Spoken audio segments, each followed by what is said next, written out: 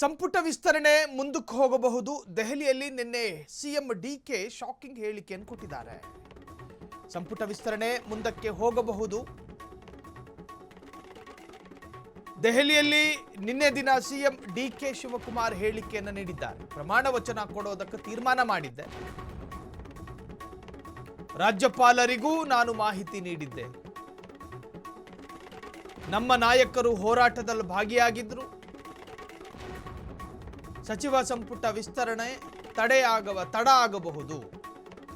ದೆಹಲಿಯಲ್ಲಿ ನಿನ್ನೆ CM DK Shivakumar ಹೇಳಿಕೆಯನ್ನು ನೀಡಿದ್ದಾರೆ. ರಾಜ್ಯಪಾಲರಿಗೂ ಕೂಡ ಮಾಹಿತಿಯನ್ನು ರವಾನಿಸಿದ್ರು. ಅಂದ್ರೆ ಫೈನಲ್ ಆಗುತ್ತೆ ಅನ್ನೋ ಕಂಪ್ಲೀಟ್ ಕಾನ್ಫಿಡೆನ್ಸ್ ಅಲ್ಲೇ ಹೋಗಿದ್ರು ಡಿಕೆ ಶಿವಕುಮಾರ್. ಮಾತನಾಡಿದ್ದಾರೆ, ನೋಡೋಣ ಏನ್ ಮಾತನಾಡಿದ್ದಾರೆ.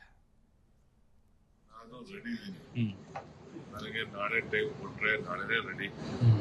ಈಗ ರಾತ್ರಿ ಇವತ್ತೇ ರೆಡಿ. ನನಗೂ ಯಾವ ಕಾರಣಕ್ಕೂ ಮುಂದಾಗಕ್ಕೆ ನನಗೆ ಇಷ್ಟ ಇಲ್ಲ. ನನಗೆ ಆ ಸಂದರ್ಭ ಬಟ್ ಪರಿಸ್ಥಿತಿ ನೀವೇ ಎಲ್ಲ ಗಮನಿಸ್ತಾ ಇದ್ದೀನಿ.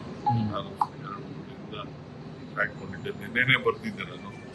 ನಾನು ಹಾಸನದಲ್ಲಿ ನನ್ನ ಕರ್ತವ್ಯ ನಾನು ಮಾಡಬೇಕಾಗಿತ್ತು. ನಿನ್ನೆನೆ ಬರೋಕ್ಕೆ ನಾನು ಹೇಳಿದ್ದೆ. ನಿನ್ನೆ ಬರೋಕ್ಕಾಗಲಿಲ್ಲ. ಹಾಸನದಲ್ಲಿ ನಾನು ಹೋಗಲೇಬೇಕಾಗಿತ್ತು. ಸರ್ಕಾರ ಜವಾಬ್ದಾರಿ. ಅದಕ್ಕೆ ನಾನು ಬೆಳಗ್ಗೆ ಹಾಸನ ಬೆಳಗ್ಗೆ ನಾನು ಬಂದೆ. ಈಗ ರಾತ್ರಿ ಇತ್ತು. ತಿರ್ಗಾ ರಾತ್ರಿ ನಾವೆಲ್ಲ ಸೇರೋದು.